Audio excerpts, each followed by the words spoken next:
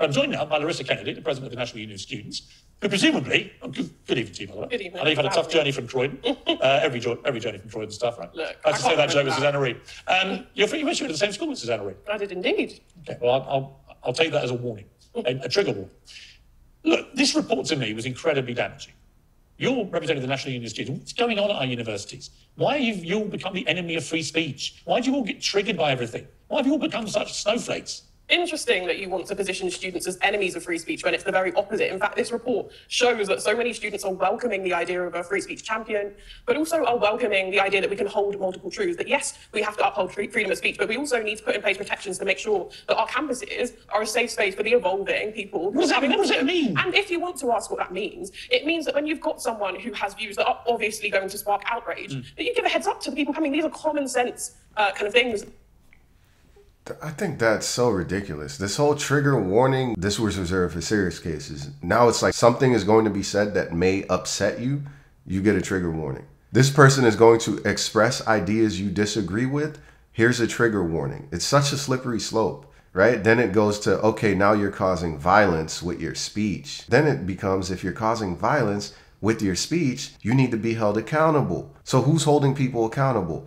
The law. And in fact, if I may finish my point, when you talk to people in local communities, when you talk to ordinary people and you talk about the real realities of these measures that students are suggesting, like giving a heads up to people or like, helping facilitate protests and so on, people on the ground agree that these are just common sense things to avoid any... I don't know who you're talking to, but they don't. I don't know who you're talking to. Most people think this is all completely crackers. What is crackers? Well, let me get through. What do you need trigger warnings for about stuff you may read or stuff a professor may say? Why do you need trigger warnings? I mean, what happens? You literally have this out. I think this is a pretty... Obviously, you don't do that. I think what we're seeing here is actually what the report warns about. It's people like you who are creating these kind of inflammatory headlines and responses to what is a pretty complex issue. No, you've said that there's going to be a sound played out in the classroom. That's not what's happening in universities. If it was a joke, it wasn't very funny. That was a joke. You may not find my humour funny, but it was intended as a joke. However, I do not understand the concept of a trigger warning for something you may read or hear at university. The whole point of university... This is the society these people want to live in. They care about exerting power and control. Is to be challenged. It's to be critical. And in fact, it's students who are... No, it's about learning to be critical of the things that you see and hear and absorb around you. And in fact, it's students who are standing up and the purpose of an education is not to produce... Here's what Ricky Gervais said about free speech. And tell me if you think he's wrong. If you don't believe in free speech for people who you disagree with and even hate for what they stand for, then you don't believe in free speech. No, you don't. But if you don't believe that freedom of speech has the legal limitations that it has always had in democratic countries when it comes to the Equalities Act and other forms of limits that have been always put on freedom of speech, then you also don't believe in freedom of speech. You believe in freedom from consequence. And those are different things. I think if you're getting a consequence for doing something, you weren't free to do it. If there's a consequence that follows it, you're not free. That argument is always weird to me. You're free to do X, but there will be consequences for X, which means you're not free to do X. Absolutely held to the fire. There should be consequences to what you say, and you should be challenged, and there should be debate. What I can't get my head around, absolutely held to the fire. There should be consequences to what you say, and you should be challenged, and there should be debate. What I can't get my head around is that 86...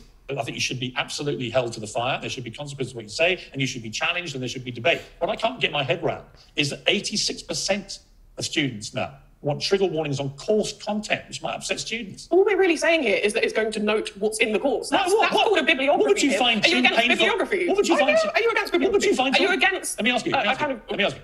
What would you find too triggering to read? Give me an example. I can't give you a personal example because it's not my personal opinion. Students. This is students who are just saying, tell me what's on the course. That's what a course list is. That's what a book list is. That's what a bibliography is. It's not a big deal. And the fact that you're making it into a big deal is exactly what it says in the report. What is a big deal? You have bad faith actors, if I may continue. You have bad faith actors who are stirring up division around this when so many organisations, most of whom usually disagree, are saying this is a non-issue. And then you have to ask the question, why do we have so much airtime on this? Why do we have so many people pouring money and resources, particularly so our government is talking about this? And when you see it in the context of the policing bill, of all of the other bills that are coming through that are incredibly draconian, you have to ask the question, who is benefiting from this conversation?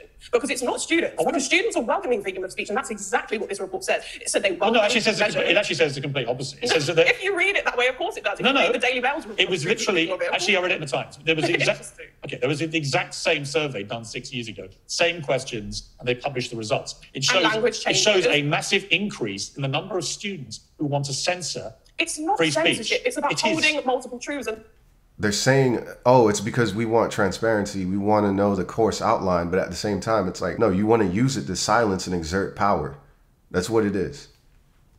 And the fact we've got such a reductionist, diluted conversation around freedom of speech that even when you're saying, I can never finish a point. What was the point of asking me on? Listen, because I wanted to hear your view. So please let me share the view. But if you say something, let me share the view. I know you're not used to debating at universities these days, so let me debate. Clearly, you're not used to debating. You're obviously used to just saying what you want to say, and no one's allowed to challenge you. That is not what happens at universities. Actually, we know that's what's happening at universities.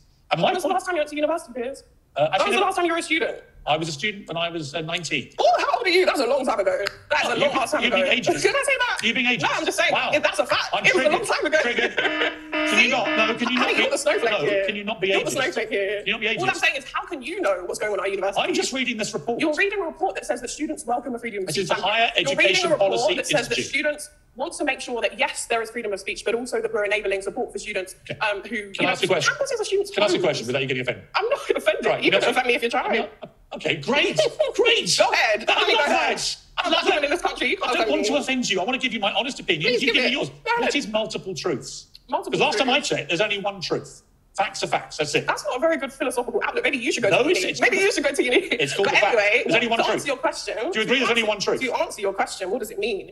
It means that it's both possible to enable freedom of speech, as our students' unions do day in and day out, but that it is also possible to make sure that we're hearing the voices of people who, our campuses and our communities of education are often the homes of these students as well. So when they're saying, I want to have the space to speak out about what's happening here, I want to have the space to protest, I want to have the space to share alternative views, that is them exercising their democratic right to freedom of speech too. That's all fine, but let me bring in Teresa Purcell.